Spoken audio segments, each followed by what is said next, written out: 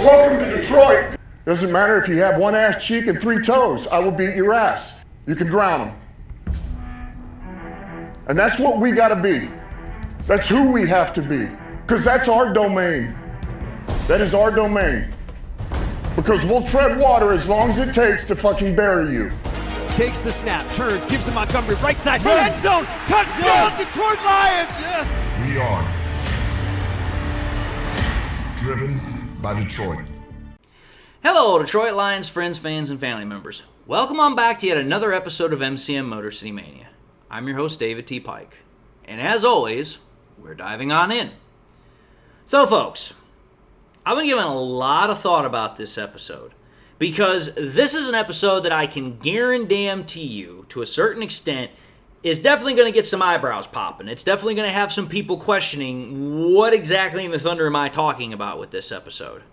Because the title of my episode literally, quite plainly states that I'm expecting or thinking that the Lions are signaling that they're going to be going in a new direction, that they're possibly planning a big shakeup. Now, where exactly is this conversation coming from? Well, the conversation, the thought process I've been having, it all stems back to Frank Ragnow. Because again, much of the conversation the last couple of days has been about the sudden retirement of Frank Ragnow. And again, because of that sudden retirement, there are now a lot of people who are very curious, if not downright anxious, how the Lions are going to handle the loss of such a great player, an awesome leader, and the anchor of the offensive line for the Detroit Lions. It's a pretty big question. And with him being gone, the biggest question is, okay, how's the offense going to look with him no longer there? Because, okay, yeah, we know the Lions are most likely going to have Graham Glasgow fill in at center. But while Graham Glasgow is a fine veteran, he'll be able to fill in adequately, he's not Frank Ragnow. And again, because of that difference of player, you have to seriously ask the question, how is the offense going to change? Is it going to change at all? Is it going to change a little bit, a lot, whatever the case might be?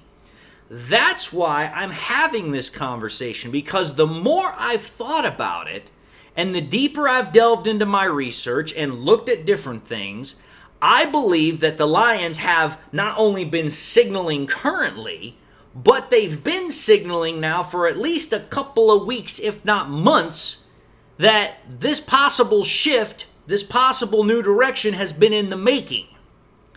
Now, what exactly am I referring to as far as a difference in direction, a difference in shift? Well, let's understand first and foremost the importance of the player that Frank Ragnow was. Frank Ragnow I consider to be the second leader of the offense in terms of the players on the field. Obviously, number one is Jared Goff. Number two was Frank Ragnow, and there's a real good reason for that. One, the center's the anchor of the offensive line. Everybody on that offensive line, they look towards the center. They get their marching orders from him because, hey, he's the guy that's supposed to make sure all the protections are set, calls out different things in the defense, makes sure the offensive line is good to go. Plus, you just have to understand the personality that Frank was. He demanded respect. He had the respect. He was a great leader. But Jared Goff was the guy that everybody looked to and got their marching orders from because, again, he had earned the respect of the players and he had shown it by his great play on the field. Well, here's the thing. Ragnow's now gone, which now means, okay, we've now got a massive vacuum or void where there used to be that secondary leadership, that 1B to Goff's 1A leadership in the offense. Well, as the saying goes, when a vacuum or a void has been created, something's got to fill its place. Here's why I'm saying what I'm saying. I'm saying that the signal that the Lions have been sending, or that the shift I'm expecting, is that I believe that the Lions are going to be using their offensive weaponry a little bit differently, and it's going to primarily center around one player. Quarterback Jared Goff, which I already know some people are not going to like that concept. But if you just stick with me, you'll understand why I'm saying this. And trust me, it definitely makes sense. Because let's think about this. Ragnow's gone. That means Goff is primarily the leader of the offense. Like, everybody's looking to him. He's going to be in charge of everything. Well, that primarily means that not only is he in charge of everything, but he's going to be practically given full reign of the offense while they're out there on the field. Well, let's think about this. If you give a quarterback that much control, there is inevitably going to be some things that are going to change. And so what I'm trying to say here is the usage of our weapons is going to slightly vary. And for me, there are several reasons why I believe that this is the case. And I have my, information, my data, my research to back up and validate, substantiate my opinions. So let's take a look at those. Let's take a look at reason number 1. Goff knows this offense inside and out. And more importantly, he has the trust of everybody when it comes to the offense. He has the trust of John Morton. He has the trust of all the players. He has the trust of Dan Campbell. The team, the organization, the coaches, they trust him. They trust that he knows everything about the offense and he will make sure the offense is in the right place. Well, the reason why that's the case is because, 1, how Goff has played out on the field. 2, because of the fact that he is the franchise quarterback. But also 3, go back to 2022. 3 guys are responsible for having built this offense. Goff, Morton, and Johnson. Well, obviously Johnson is not here. Goff and Morton are. Well, here's the thing, though. Even though Morton was here in 2022, there are obviously things that are different from when he was here in 2022. Obviously, there's different player personnel. John Morton has gained more experience. Goff has gotten better. So yes, while it is the same offense, there are different components and different elements of this offense that have gotten better or changed over those years. Well, here's what I'm trying to say. While the brains of the offense, as far as it being built, was Johnson, Goff, and Morton, the brawn of that offense, unequivocally, was the offensive line. Still is. But if you want to talk about who the, the warrior of that offensive line is, there's a reason why Frank Ragnow was called Frank the Tank. The man was tough as freaking nails. And Frank Ragnow had a direct relationship with Jared Goff in terms of how that offense was all set up, because Ragnow and Goff had said it before. Listen, we will work with each other in making sure that the pass protections and everything else is set up. That was how Ragnow would make sure that everything was good with Goff and vice versa. It was a system check. Well, again, Ragnow's not here anymore, which now means that that responsibility is going to fall to Graham Glasgow. And again, I'm not saying anything bad about Graham Glasgow, but there's a reason why Glasgow was not the starter, whereas Ragnow was. And it's a completely different kettle of fish. So what I'm trying to say is with Ragnow now gone, man, try saying that 5 times faster. With him now being gone, that means more responsibility, more expectation is going to be placed on Goff's plate to compensate. But I believe that not only Goff can handle it, but I believe that, as I just stated, because of the trust that the Lions have in Goff, that he will do it. And let's furthermore understand it just for the facts of the matter. Goff himself has stated that he wants more responsibility. So if Goff is saying he wants more, the Lions trust and believe he can do more, then I have no doubt in my mind that the Lions are getting ready, have been getting Goff ready to take a much more prominent, if not a more, I hate to use the word, but a solidarity role in terms of offensive control out on the field. Which, think about that. You have a quarterback that has that kind of control, you're now starting to get into Tom Brady, Peyton Manning, and Drew Brees territory. Because, yeah, Goff is obviously going to get the play calls from John Morton. John Morton's is in charge of play design, play language, and all that stuff. But when it comes to who's the sheriff on the field, when it comes to who's the field general, who's in charge and calling the shots, that's Goff. And that is the exact same dynamic that Tom Brady, Peyton Manning, and Drew Brees had. I'm not talking about talent, so don't try and twist my words to say, oh, I'm saying that Goff is the same as Brady, Manning, and Brees. I'm not. I'm saying that the responsibility he's going to have is going to be in the very same similar territory of being the guy that's on the field running the offense with almost complete and total authority. So that's reason number one. Reason number two, if you actually take a deep dive look at this offensive line, the way the line is actually now built as far as who the primary starters are looking to be, it's looking like the Lions are kind of moving towards a more pass-oriented usage with their offense. Now, understand exactly what I'm saying here. I am not, under any circumstances, saying that the Lions are going to abandon or lessen the run. The run is still important to them. It's still something that Dan Campbell values. It's part of his hard-nosed grit-style offense. That is something that's not going away. But what I do expect is that the run is going to be used more as an option to set up, certain elements within this offense rather than it being just a primary leadoff. Because again, one of the things that we know about Dan Campbell is he loves to run the ball. He loves ground and pound. But let's understand what we have in this offense. Yes, we have Gibbs, we have Monty.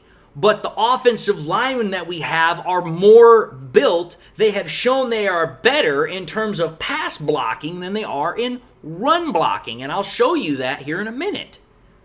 But again, understanding that dynamic means that, hey, yes, we do have better pass blockers in our offensive line, but we can't get rid of the run.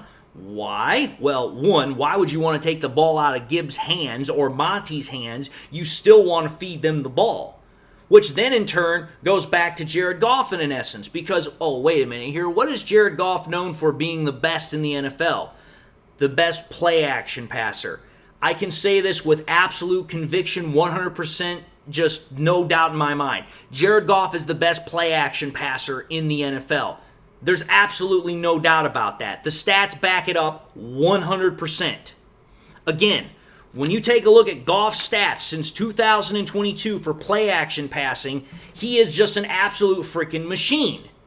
He's ranked number 2 in pass completion percentage per throw, number 1 in passing yards, tied first in pass average per throw off of play action, number 1 in passing touchdowns off of play action, tied second in passing touchdown percentage per throw off of play action, tied 5th in pass interception per throw off of play action, and again, ranked number 1 in passer rating off of play action. I mean, for crying out loud, you just take a look at the stats. You take a look at the rankings. Every single ranking is either 1 or 2, save 1. I mean, dude, why would you want to take that out of your offense? When you have a quarterback that's that damn good at play action, you definitely want to have that in there. Well, in order for a play action offense to work, you have to run the ball at least enough in order to keep defenses honest so that way the play action can work. So there's no way in my mind that the Lions are going to abandon the run. But how they use the run, I believe, is going to change. Rather than it being their leadoff hit sometimes, I believe it's going to be more of, hey, we're using this to set up what we're trying to do, which is to use the ball through the air because that's where our offensive line is at its strength right now. Because I'm going to show you exactly what I mean here. If you take a look at who the primary starters are probably going to be, left tackle to right tackle, you have Decker, Mahogany, Glasgow, Ratledge, and Sewell.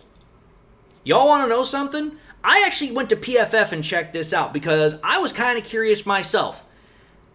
If you take a look at all those offensive linemen, 3 out of the entirety of those 5 have been better pass blockers in terms of PFF analytics every single year that they've been playing, either in the pros or even when they were in college and have come to the pros, which that ought to tell you exactly who I'm referring to here. I'm talking about Taylor Decker, I'm talking about Mahogany, I'm talking about Ratledge.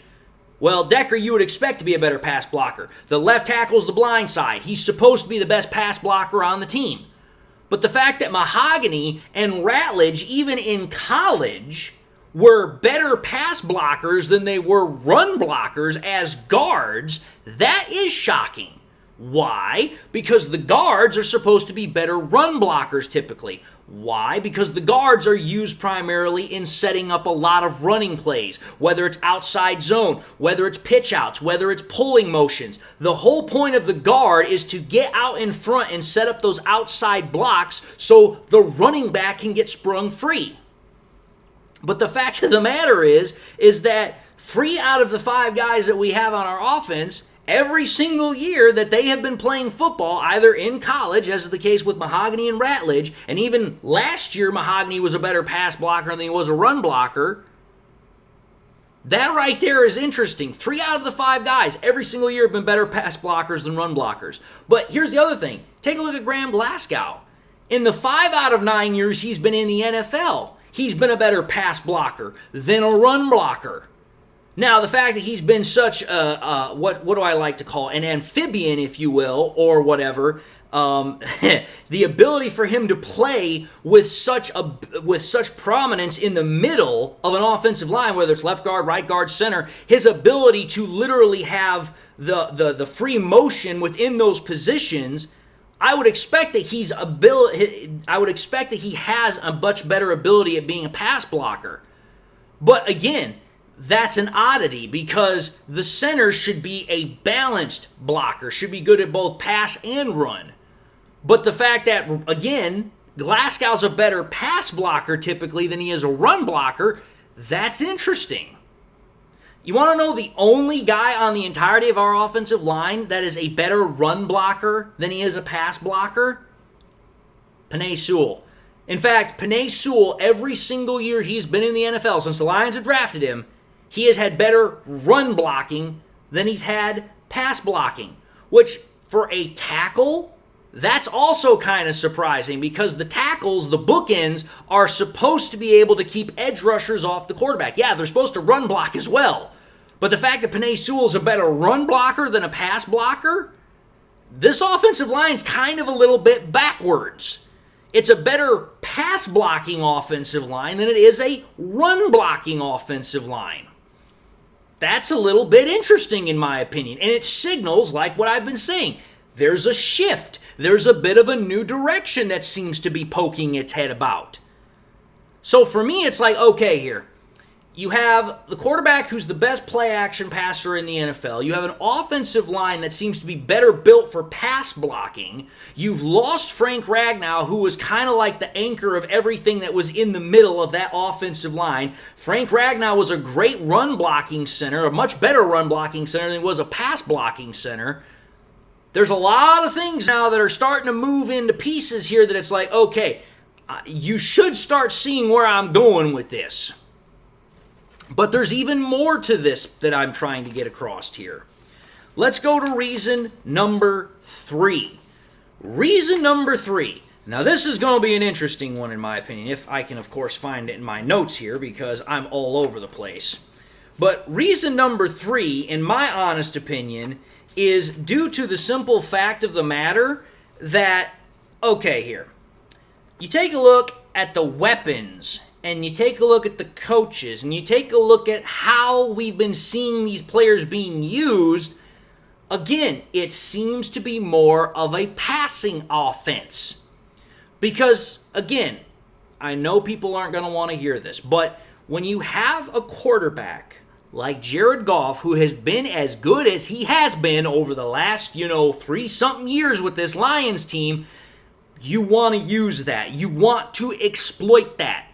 Since 2022, Jared Goff has been ranked 4th in pass completion percentage, number 1 in passing yards, 4th in pass average per throw, 1st in passing touchdowns, tied 6th in pass touchdown percentage per throw, tied 5th in pass interception per throw, and ranked 3rd in passer rating. That's top 5 production right there. Since 2022, Jared Goff has been a top 5 quarterback. Argue it, don't like it, I don't care. Them be the facts.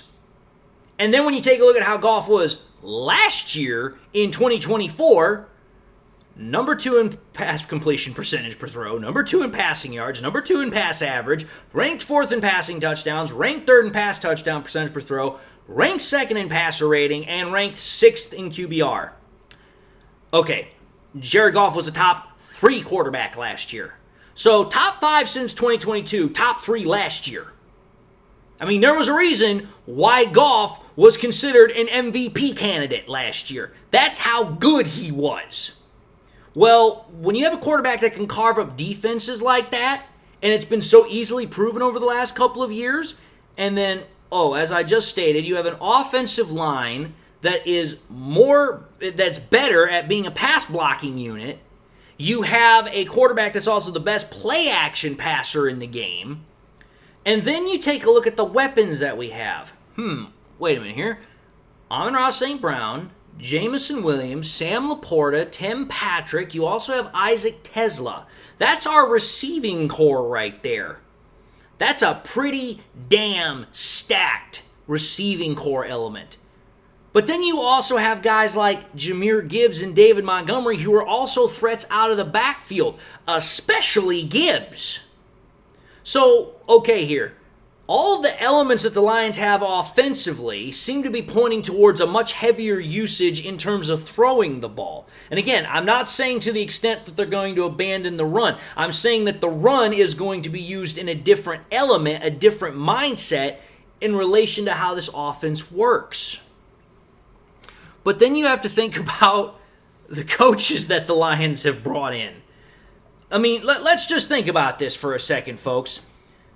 The Lions brought in 2 guys that probably have more knowledge in terms of passing offense than, I would say, 90 to 95% of the rest of the NFL. John Morton. This is a guy who has worked under John Gruden, Jim Harbaugh, and Sean Payton. What do we know about all 3 of those guys? Excellent students and teachers of the West Coast offense. John Gruden has been known as a quarterback guru. Sean Payton has been known as a quarterback guru. Okay, that's a pretty big indicator right there. But then wait a minute, time out, back up. Not only did they bring in Johnny Morton, they also brought in David Shaw. The same David Shaw who got his training underneath Bill Walsh, and Bill Walsh being the guy who trained, Joe Montana and all those guys. But then David Shaw had the direct, the direct influence in training Andrew Luck. Yeah, I'm trying to point out a picture here, folks. It's like, wait a minute here. You have coaches that have a huge hand in all these different elements as far as the passing element of the West Coast offense. You have all of these weapons that would make a quarterback absolutely just be like, oh my God, I'm in 7th heaven. Then you have said quarterback who absolutely can light up defenses like a damn Christmas tree. And then you have an offensive line, which, as I just clearly demonstrated, across the board, save for one position, is a better pass blocking unit than it is a run blocking unit, at least according to the analytics.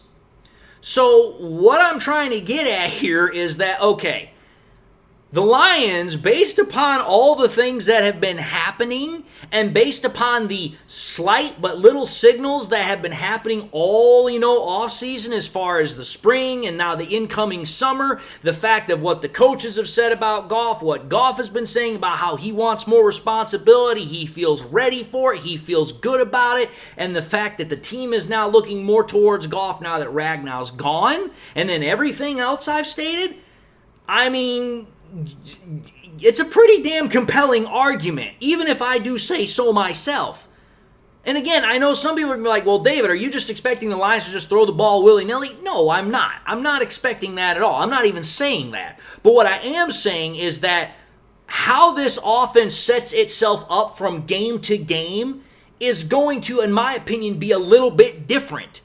The Lions are going to be a different type of contender in 2025. And I believe that difference is going to stem quite a bit from how their offense works. Because of the types of players, the types of guys that they have running the offense, the quarterback that they have, the fact that quarterback's going to have more control, he's going to have more responsibility. Again, one thing I've learned in the NFL is that things change. I mean, Marty Schottenheimer said it himself. The NFL is a business where you constantly have to change. You cannot stay stagnant. Hell, Elvis Presley knew that. He said that in the music business, you have to change every 6 months or you're going to get left behind. The same thing is prevalent here when we're talking about the NFL. The Lions, I believe, have entrusted Goff, and they're trusting Goff so much that they're going to be like, listen, we're kind of handing you the keys to the entire operation here. You're the guy that we're going to trust to get us where we want to go. And I believe Goff is more than ready to do that. He's proven he's more than ready to do that. And now all the circumstances have been put in place for him to do it. That's my point with this episode. Now, whether or not you agree with me, that remains to be seen. I know some people are going to be like, David, you're going off the deep end. There's no way this is going to happen. Some people might say, I could see some elements of what you're saying, and others are going to probably say, you know what, that actually does make some sense, but we'll have to wait and see here. Again, I'm just giving you my basis of what I'm seeing based upon all of the moves that have transpired pretty much from off-season when we started with, free agency, the draft, and now with Ragnow retiring. And it's like, when you start adding up everything, the dominoes start lining up, and it's getting to be a pretty interesting pattern here. And I don't believe in coincidences. There's a reason why the Lions do things. And if there's one thing that's been proven over the years is that the Lions, they plan for stuff months in advance. They have contingencies for contingencies. That's just what Brad Holmes and Dan Campbell do. But anyway, I'll just say this. Everyone will have their opinion about this. All I ask is please just keep it respectful. Even if you don't agree, just keep it respectful. That's all I ask. Having said that, I'm going to end this episode and say thank you all for watching yet another episode of MCM Motor City Mania. If you like what you saw, by all means, I highly encourage you all to watch the next episode. Also encourage you all doing these three things: like, comment, and subscribe. If by chance you subscribed in the past and forgot to do so at the time, I want to highly encourage y'all, please make sure you hit that bell notification icon so that you guys never miss any more content that I'm pushing out. Also want to encourage y'all to share the content. Share it here on YouTube, Twitter, Facebook. Share anywhere and everywhere you possibly can. Again, we're doing such a great job. We're almost to 10,000 subscribers. Let's get it up to 10,000. And with that, folks, I hope you all enjoyed the content. Hopefully it gave you a different perspective. Again, I'm not trying to say that I know everything, but I'm just trying to present you guys with information that maybe somebody else isn't and give you guys a different thought process, a different perspective to think on. That's what I try to do with every piece of content I make. I also hope everybody has something in their life that makes them happy, makes them smile. God bless, my friends. And until the next time we meet, I'll see you all in the next episode.